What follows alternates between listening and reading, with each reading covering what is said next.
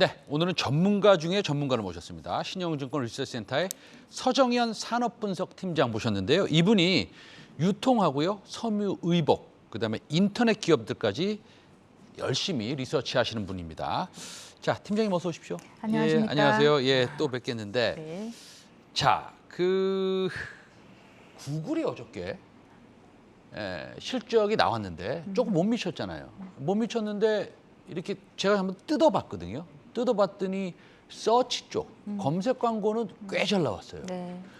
그래서 그런지 몰라도 시간 외에서 좀 올라가고 있는데 우리나라는 구글 그러면 이제 생각나는 회사는 두 개뿐이 없습니다. 네. 네이버하고 카카오. 그래서 이제 네이버부터 좀 살펴보겠는데 자, 네이버 이게 뭐 검색 엔진 뭐 광고로만 먹고 사는 데가 아니라 뭐 만화, 웹툰부터 여러 가지가 너무 많지 않습니까? 특히나 금융기업이라고도 할 수도 있다고 이제 한 1년 전부터 그런 리포트도 많이 나오고 그랬어요. 뭐 전반적으로 네이버 어떻게 보십니까? 지금 사야 됩니까? 사야 됩니까? 라고 물으시니까 네. 뭐 가슴이 확 막히세요? 그 의견부터 말씀을 드리는 게 맞는 것 같은데 주가 현재 상황으로 보자면은 네. 네이버는 분명히 저평가돼 있는 건 맞다. 아하. 이 밴드 하단 물론 시장의 상황에 따라서 항상 주가라는 게 저희 예측 힘들지만은 네네. 네이버가 가지고 있는 잠재력 그리고 많은 자회사들의 가치 그리고 좀 경쟁사인 카카오와 비교했을 때 이제 주력 계열사들이 모두 상장해서 제 가치를 받고 있지 않은 뭐 유일한 회사이기 때문에 네네네. 이런 것들을 고려했을 때 중장기적으로는 지금처럼 또 좀 많이 조정받아 있는 주가는 분명히 또 기회다라는 생각이 일단 결론입니다. 네. 저기 아까 지금 자회사들이 상장이 돼 있지 않다 이렇게 얘기하셨어요. 카카오는 자회사들이 거의 다 상장돼 있다고 이제 우리가 가정을 좀 하겠습니다. 네. 거의 많이 상장이 돼 네. 있으니까. 그럼 네이버는 자회사들이 상장이 안 돼 있으니까 그 가치를 온전히 네이버가 받아야 되지 않습니까? 보통 그렇게 느낌적인 느낌이 있는데 만약에 네이버가 자회사들을 상장을 할 수도 있겠지만 네이버와 카카오의 전략은 좀 둘이 틀리지 않습니까? 맞습니다. 어떤 회사가 더 소위 말해서 주주들한테 좋습니까?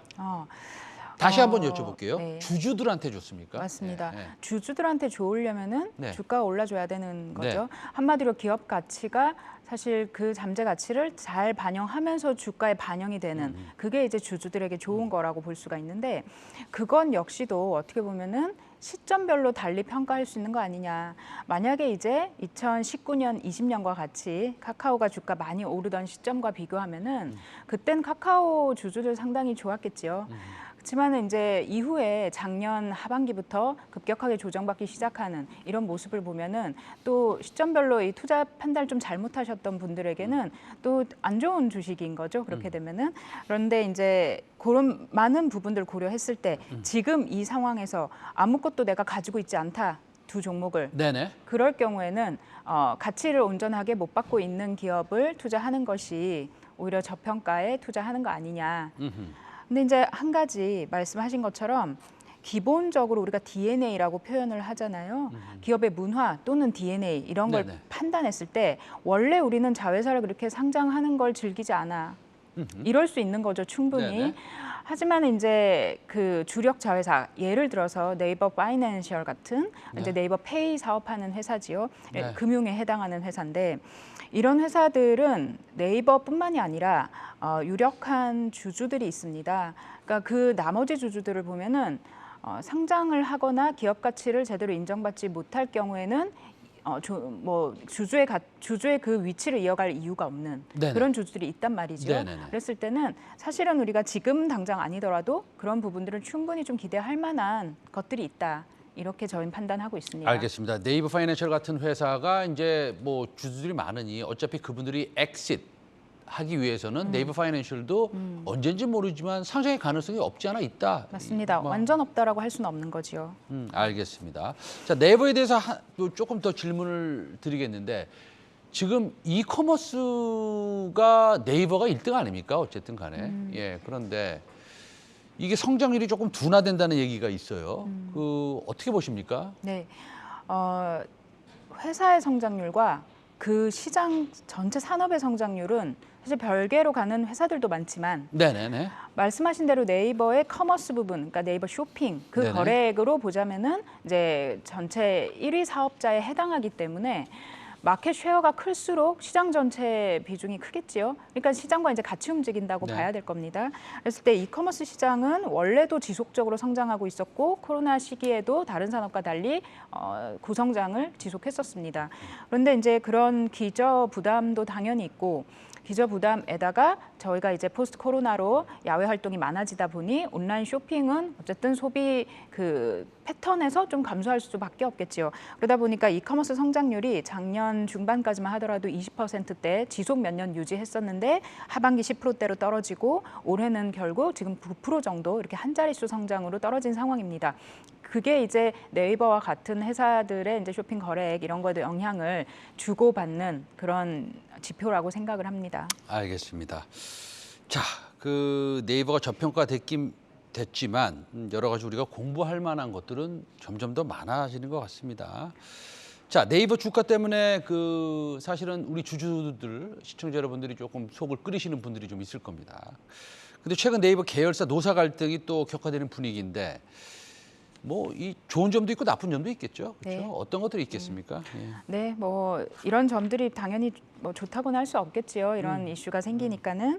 근데 이제 계열사의 노사 갈등 이런 부분들 아니면 계열사 아니라도 본사의 노사 갈등 이런 것들은 사실상 뭐 드문 일은 아니고 뭐 종종 있는 이슈고 이게 주가에 아주 직접적인 악재다라고 하기보다는 이걸 어떻게 풀어나가는가 좀 더 지켜봐야 되는데 지금 핵심은 손자 회사 몇 개 계열사들이 임금 인상률에 대해서 차별받지 않고 싶다. 이게 이제 핵심이거든요. 근데 이건 사실 실적이나 전략적인 측면에서도 중요하지만은 ESG가 요즘 상당히 화두가 되고 있는 상황에서 ESG 전략과도 좀 맞물린 부분이고 또 네이버뿐만 아니라 카카오도 그렇지만은 지금 탑 매니지먼트 그러니까 경영진들이 다 이렇게 바뀐 그런 첫 해이기 때문에 이런 부분에 대해서 민감할 수밖에 없을 겁니다. 그래서 회사가 원만하게 해결을 위해서 많이 고민하고 있지 않을까 추측을 하고 있습니다. 알겠습니다. 자, 그 네이버. 그럼 우리 카카오 안 볼 수 없습니다. 그렇죠? 예, 카카오도 역시 목표가를 하향 조정하셨어요. 네. 그 이커머스 시장이 둔화되는 것을 바탕으로 둔 겁니까? 아니면 기본적으로 뭐 카카오페이라든지 뭐 조금 노이즈들이 있지 않습니까? 맞습니다. 그런 것들이 조금 반영이 된 겁니까? 어떻습니까? 두 가지 다라고 생각이 되고요. 두 가지 다다. 예. 이커머스 시장의 둔화 그리고 아까 구글 말씀 초반에 잠시 주셨지만은 미국과는 조금 아직 저희는 그런 지표 변화는 안 보이는데 광고 경기가 막 크게 회복되는 모습은 아직 못 보이고 있는 거. 그러니까 결국 지금 회사의 전체적인 수익에 가장 큰 영향을 미치는 것은 광고 경기입니다. 그 커머스라 하더라도 그 광고 관련된 수익이 큰 비중을 차지하기 때문에 그 부분이 좀 좋아져야 되는데 여기에서 지금 상반기에 좀 영향이 있었고요. 하반기에도 당장 또 3분기는 비수기에 해당하고 이러다 보니 회복이 좀 지연되는 거 아니냐라는 생각을 할 수밖에 없고 또 나머지 이제 말씀하신 그런 가치 관련해서는 이건 이제 네이버랑 달리 상장돼 있는 자회사들이 많다 보니 네. 주가 조정받은 부분이 또 충분히 거기에 안 좋은 방향으로 반영이 되고 있는 그런 상황입니다. 그래서 밸류에이션 프리미엄이 하락하고 있는 것들, 그러니까 기술주의 또는 고퍼 회사들의 밸류에이션이 낮아지고 있는 그런 현상을 지금 좀 이어가고 있다고 판단합니다. 알겠습니다. 자, 그러면은 우리가 네이버, 카카오 뭐 살펴봤고요. 이제 유통 섹터라고 그러면은 사실은 뭐 백화점이나 뭐 쇼핑, GS 리테일이나 뭐 이런 거 네. 이런 거 말씀하시는 건데. 자, 그 롯데 쇼핑, GS 리테일, 신세계 뭐 굉장히 많습니다. 네. 예, 뭐 간단하게 한번 짚어 주시죠. 어떻습니까? 네, 그 소비 위축이라는 화두가 가장 큰 것 같습니다. 현재 이 전체 종목들을 아우르는 아하. 좀 걱정되는 이슈인데요.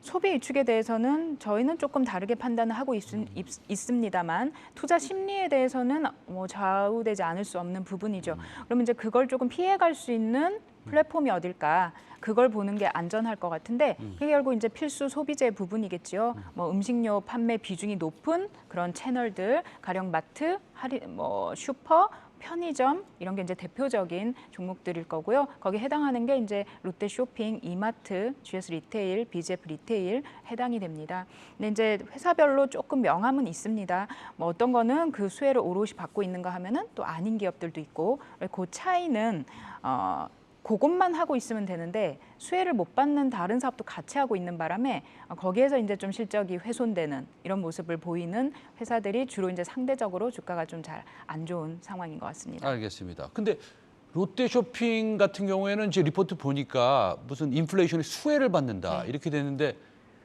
그 신선식품 네. 딸기, 바나나, 상추 많이 팔아서 그런가요? 네, 뭐 사실 롯데쇼핑은 네. 전체 실적에서 롯데마트는 기여는 못 하고 있습니다만 사실 이제 더 큰 수혜는 이마트겠지요. 그 비중이 가장 절대적이니까는 말씀하신 딸기, 바나나, 마늘파 네. 이런 것들 많이 팔아서 그러니까 신선식품의 비중이 높다거나 네. 또는 신선이 아니더라도 식품 비중 자체가 네네. 높기 때문에 네. 이 비중이 70% 정도 됩니다. 그러다 보니 이제 미국 월마트 오늘도 이제 월마트 주가 전일 많이 하락했지요. 네. 이런 미국에 있는 할인점 종목들 대비 우리 기업들은 비즈니스 모델이 약간 다릅니다. 재고 비중이 좀 낮다라는 얘기죠. 그런 부분에 대해서는 인플레이션 수혜가 훨씬 크다. 이렇게 생각을 하고 있습니다. 알겠습니다. 자, 그러면은 섹터를 워낙 많이 커버하셔가지고 섬유의복 섹터, 패션, 섬유의복 우리가 또 이거 얘기 안 할 수 없어요. 요새요 그 약간 느낌적인 느낌이 골프 치는 사람은 피크를 좀 친 것 같고 이제 테니스로 좀 옮긴다는 얘기가 있고 네. 뭐 이런 얘기가 여기 있습니다. 그래서 우리가 그다음에 뭐 나이키도 많이 신지만 또 미국에서 나이키 주가는 조금 조정받는 것 같더라고요. 네. 하여튼 우리가 뭐 많습니다. 뭐 한세 실업도 있고 영업무역도 있고 이거 전체적으로 아우러서 네. 좀 간단 명료하게 좀 정리 좀 해주시죠. 네. 일단은 테니스 얘기는 조금 두 번째로 하고 네. 그 나이키 비롯 우리나라의 뭐 휠라, 뭐 F&F 등등 모든 뭐 한세실업, 영업무역 네. 모든 기업들을 아우르는 가장 큰 핵심적인 단어는 전 재고인 것 같습니다. 재고. 네. 그러니까 재고가 많이 쌓여 있냐 아니냐가 첫 번째 고민이고 두 번째는 이걸 많이 쌓여 있다 해도 문제는 아닙니다. 적정 재고라는 것은 항상 필요하기 때문에 재고의 수준이 문제라기보다는 그걸 해소할 수 있는 소비 여력이 되느냐 이게 또 두 번째 문제인데 그 부분에 대해서 한국은 여전히 소비 여력이 패션에 대해서는 내년 1분기까지는 유효하다라고 판단하고요. 미국 같은 경우는 이미 작년에 너무 좋았어서 그 부분이 좀 위축되고 있는 상황입니다. 근데 재고는 이미 좀 많이 보완을 해놓은 상태입니다. 그러니까 재고가 넘친다라는 것이 아니라 적정 수준을 채웠는데 이미 소비는 그와 반대로 좀 둔화될 것 같다라는 거죠. 그러다 보니 이에 대해서 뭐 갭 회사라던가 미국의 네. 아니면은 뭐 월마트 타겟도 사실 패션의 영향을 지금 받고 있고요. 나이키 역시도 비슷한 상황이고 그러면 이제 우리나라에서 거기에 납품하는 한세실업이 가장 이제 지금 주가 조정을 크게 받았죠. 그런 이유 때문에. 근데 이제 한국 같은 경우는 또 좀 다르다고 제가 말씀드린 네. 것처럼 한국은 내수에서 살아나는지 가령 한섬이나 LF 같은 회사가 이제 좋아지고 있죠 지금. 그리고 필라나 F&F 같은 회사는 또 중국 노출이 있습니다. 익스포저가 있어서 중국 판매가 얼마나 유지되고 좋으냐 이게 중요한데 공교롭게도 2분기에 또 봉쇄 이슈가 있었죠, 중국이. 네네네. 그러니까 이제 그런 일시적인 이유로 조정을 지금 현재 받은 상황이기 때문에 사실 우리 섬유의복 업체들 이게 패션 브랜드든 ODM이든 전체적으로 좀 선반영이 됐고 지금은 오히려 좀 사기에 좋은 그런 이제 주가 수준이다 이렇게 판단을 하고 있습니다. 아, 그러니까 여러 가지로 나쁜 뉴스들 실적 재고도 좀 높았고 그런데 주가가 많이 하락했으니 네. 주가 측면에서 봤을 때 지금 괜찮은 수준까지 왔다라는 거죠. 맞습니다. ODM조차도. ODM조차도 예, 예. 그러니까 나이키나 아디다스나 아니면은 갭을 만드는 회사들도 그렇다 이거죠. 맞습니다. 한세실업 딱 생각하면 갭뿐이 생각이 안 나요, 저는. 네. 근데 한세실업조차도 조정을 많이 받았나요? 그것 때문에 아주 조정을 많이 받았고요. 갭 타겟이 1분기 실적 발표하면서부터 조정을 받아서 지금도 이제 뭐 재고 많다, 소비 위축된다 이러니까는 많이 심리가 악화되어 있습니다. 근데 이제 전통적으로 약간 과거 사례를 보면은 미국이 실제로 소비가 위축되고 패션 경기 악화되면 오히려 한세실업이 만드는 저가 의류들은 견조합니다. 그러면은 이렇게 한번 간단하게 한번 여쭤봐야 될 것 같아요. 섬유유복 섹터 굉장히 많아요. 지금 말씀하신 뭐 LNF, FNF부터 시작해서 한세실업, 영업무역, 뭐 한섬부터 시작해서요. 굉장히 많지 않습니까? 그 탑픽은 어떤 겁니까? 네, 현재 이제 가장 많이 조정받은 한세실업이나 아니면 화승엔터프라이즈 이런 회사들 좀 봐야 된다라고 생각하고요. 네. 일시적인 봉쇄 이슈 때문에 좀 조정받아 있는 FNF 같은 회사도 사실은 탄탄하다 생각하고 있습니다. 화성 엔터프라이즈하고 한세실업하고 그다음에 네. 일시적인 중국의 봉쇄 때문에 좀 네. 조정을 받은 FNF. 네, MLB 그 모자 파는 맞습니다. 회사. 알겠습니다. 네, 오늘 신영증권 리서치센터의 서정현 산업분석 팀장 모시고 자, 유통, 백화점이나 무슨 뭐 이런 롯데 쇼핑 알아봤고요. 섬유유복 지금 방금 말씀드렸고 네이버 카카오까지 알아봤습니다. 자, 팀장님 오늘 말씀 감사합니다. 네. 고맙습니다.